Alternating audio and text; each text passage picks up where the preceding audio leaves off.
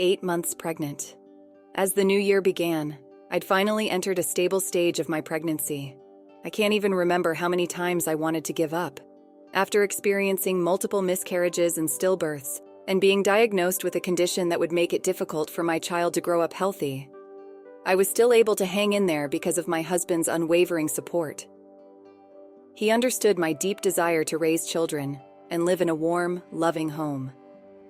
He willingly went to the hospital for tests, and after learning about my condition, he supported me wholeheartedly, taking on more work and household chores. It had been 5 years since we got married, and when we found out I was pregnant, I hugged him, overwhelmed with delight. I am Anya, and I am a mother who defied the odds. So what will we name this child? What kind of person will they be? I daydreamed about the future, lost in the joy of it all. Let's tell your parents about the pregnancy, my husband suggested. It's the beginning of the year and the timing feels right. I nodded, wholeheartedly agreeing. This child would be the first grandchild of both of our parents. I wanted to share the news with them face to face. So when the hustle and bustle of the New Year holidays calmed down, we went to my in-laws' house. My in-laws were overjoyed, hugging me with tears in their eyes. Only my husband's sister was absent due to work. But when I sent her a message, she was ecstatic, promising to visit soon. My mother-in-law's joy was particularly surprising. She held my hand tightly, thanking me over and over. "Thank you so much," she repeated, her voice thick with emotion. It was hard to believe this was the same woman who was usually sarcastic and had harassed me on numerous occasions. She seemed genuinely happy about my pregnancy. Seeing her like that, I couldn't help but cry. I didn't know if it was happiness or sadness or what these tears represented, but seeing her reaction brought a wave of relief. It is often said that children are a bond between parents. Maybe this child would be an opportunity for me to improve my relationship with my in-laws. With this hope blooming in my heart, I gently stroked my growing belly. On that day, my husband and I were strongly urged by my father-in-law to stay at their house. "I can't let a pregnant woman go out in this cold," he insisted. "Stay a little longer, all right? You're going to be a mother, so you have to take care of your body. Take a bath and get warm." My mother-in-law nodded in agreement, practically pushing me towards the bathroom. I refused several times, uncomfortable with taking a bath before everyone else, but they wouldn't hear of it. "My parents insist," my husband said with a gentle smile. "Please go and relax. I'll be fine waiting." In the end, I couldn't refuse their kindness. As I soaked in the steamy bathtub, I stroked my stomach, a sense of calm washing over me. Gently closing my eyes, memories of my marriage came flooding back. Our first meeting. My mother-in-law's fake smile as she murmured, "You look like a dumb face." When she learned I was older than her son, her jealousy surfaced. "I don't know what you're going to do with my child, but a woman like you is not suitable for my son." From then on, she was sarcastic every time I visited. She spoiled my food, was stingy with gifts, and did a lot of other things you'd only see in TV dramas. When she found out I was having trouble getting pregnant, her cruelty intensified. She called me relentlessly, telling me she felt sorry I couldn't even have a daughter, and that a barren woman should break up with her son immediately. My husband, aware of the situation, scolded her, and the situation was temporarily resolved. But her presence remained a source of immense stress. It was my husband and Yumi, his sister, who saved me from her constant attacks. They cared about me and reprimanded her for going too far. Yumi, as a woman, understood my pain. After every encounter, she would always say, "Even if it is very hard now, you will be happy. Have confidence in your choice and do your best." Her words gave me the strength to keep going. Now, even my mother-in-law seemed happy about my pregnancy. Maybe things were finally going to get better.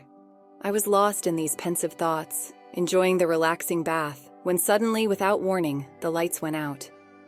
"Power outage," I mumbled, peering through the frosted glass of the bathroom door. The changing area was dimly lit.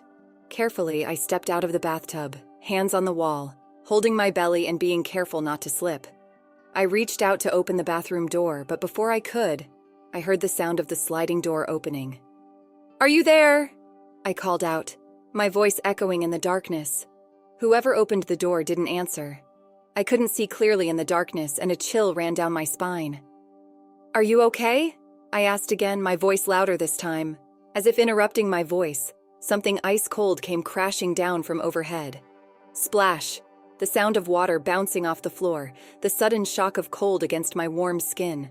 Someone's hand shoved me hard off my shoulder. Instinctively, I put my hand on my belly to protect my child, leaving my head vulnerable. A dull thud echoed in the darkness as my head hit the tile floor, and then everything went black.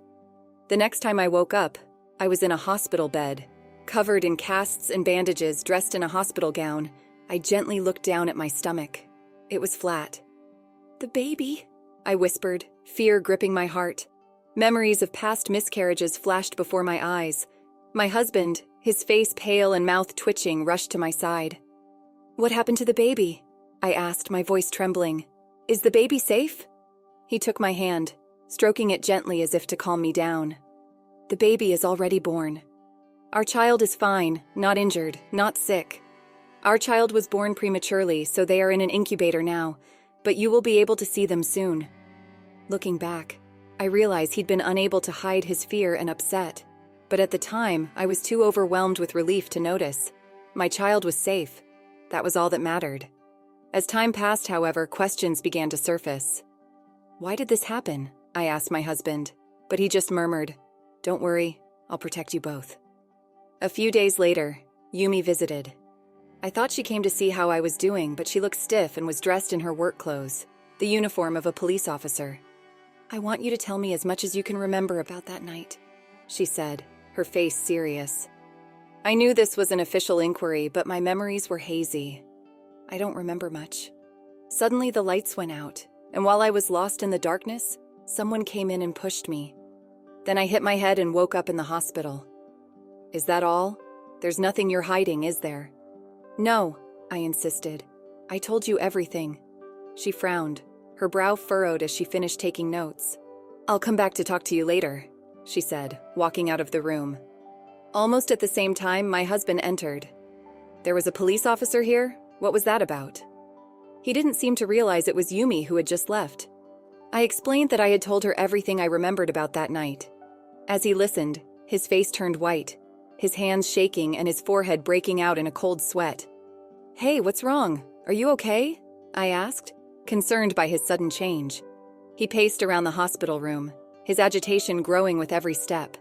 Finally, he stopped, took a deep breath, and looked me straight in the eye. "I'm going to take care of you, no matter what. We'll be fine." His words seemed directed more at himself than at me. A few days later, my father-in-law came to visit, his face etched with worry. Before I had a chance to greet him, he dropped to his knees, bowing deeply. "Please don't report it to the police," he pleaded. "Huh? What's that you came here to say?" My husband was furious, his voice booming with anger. My father-in-law ignored him, continuing to bow his head to me. "I'll pay you alimony, whatever you want. Please, no charges. You wouldn't press charges against someone who meant no harm, would you?" "What do you mean, the police? Why are we even talking about this?" I was completely lost. My husband, his expression pained, explained what had happened. My mother-in-law wasn't happy about my pregnancy. She hated me even more for carrying her grandchild. She wanted us to divorce, and she had asked her sister for advice on how to make it happen. Yumi, caught in the middle, had suggested a cruel plan. "Why don't you cool her body down?" She even offered to help. My mother-in-law, with her sister's cooperation, had tricked me into taking a bath, intending to cause a miscarriage. She had turned off the bathroom light, and while my eyes were still adjusting to the darkness, she poured a bucket of ice water over me. When she saw me pass out, she came up with another idea. If I had accidentally fallen, the responsibility wouldn't fall on her. She could shift the blame to me. She thought that if she forced me to divorce my husband, I wouldn't even be able to demand compensation because I had killed my child. I was speechless.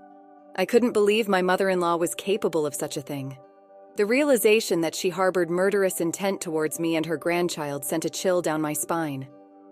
"I'll make my wife pay for her crimes, even if it takes her whole life," my father-in-law pleaded. "So please, just don't tell the police." His words were filled with a desire to protect himself, not an ounce of genuine remorse for what had happened to me. "I get it," I said, taking a deep breath. "I have no second thoughts. I will submit a victim report, following the proper procedures. I smiled, watching as his face contorted in shock. But it wouldn't be good for us. Not for our grandchild. Think again, please. The grandmother almost killed her grandchild. I can't stand the idea of having relatives who are so violent towards others, I stated firmly. I will sue her to protect my child. I have to make sure she takes responsibility for her actions, for the sake of my child, right? I tilted my head towards my husband. He nodded vigorously. You asked me to see her because you wanted to apologize. But after all this, you care more about yourself than her. I feel sorry for our child having such a cruel grandfather. You will not be involved with my family from now on. Just keep that in mind. Are you going to abandon your parents? My father-in-law was making a fuss, his eyes bloodshot. But my husband's next words silenced him. I've become a parent. I must protect my child. He jumped up and walked out of the room, leaving his father kneeling on the floor. Afterward, I explained the situation to Yumi and formally filed a police report. As a result, my mother-in-law was sentenced to prison, and her sister was also convicted of participating in the crime. My father-in-law was declared persona non grata by my husband and distanced from us. Yumi, who knew the truth, spread the story at her workplace, making her brother's life a living hell. He lost his friends and his family, and now lives a lonely life, ostracized for his actions. I was safely discharged from the hospital and was able to return home with my child to my husband's waiting arms. I'm going to protect you both for the rest of my life, he said, bowing his head, because that's the only way I can make amends. My husband is working hard to be a good father and a reliable and loving presence in our lives. I never thought I'd be involved in something like this, but it's in the past now. He wasn't responsible for his mother's actions. From now on, my husband and I will do our best to support our child's growth, creating a safe and loving home for our family. Let's conclude the story shortly. Despite the trauma and betrayal, I found strength in my love for my child and the unwavering support of my husband. We built a happy life together, focused on our little family. The pain of the past faded, replaced by the joy of watching our child grow. Though the scars remained, they served as a reminder of the strength I found within myself, the power of love, and the importance of protecting those most precious to me. The experience taught me that family isn't always about blood ties, but about the people who stand by you, who love and cherish you unconditionally. And in the end, that's all that truly matters. After experiencing the full journey of our story, we'd love to hear your thoughts. How did the story resonate with you? Don't forget to like, subscribe, and stay blessed. Thank you for watching, and see you in the next story.